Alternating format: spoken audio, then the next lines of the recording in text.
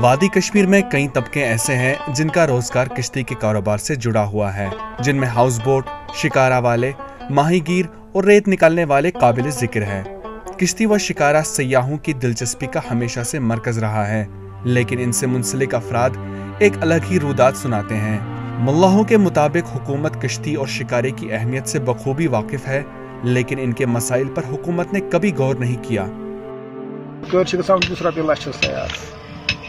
اور گورنمنٹ ات من تعاون واون ٹوٹل لوکن توجہ گورنمنٹ دان کہ یہ بیت ٹورسٹ کار گھن لکڑی ہند پرابلم ات لگان واریاہ قسمو لکڑ گورنمنٹس کن یہ استدا کران اس تہن یت باقی کار لون دان دہن تتھے کٹ اس کرہا پن کاربار۔ ان کا کہنا ہے کہ حکومت نے آج تک ان کی فلاح و بہبود کے لیے کوئی خاطر خواہ اقدامات نہیں اٹھائے، لہٰذا وہ پسماندگی کا شکار ہیں۔ ATV بھارت کے لیے کولگام سے اشفاق پڈر کی رپورٹ۔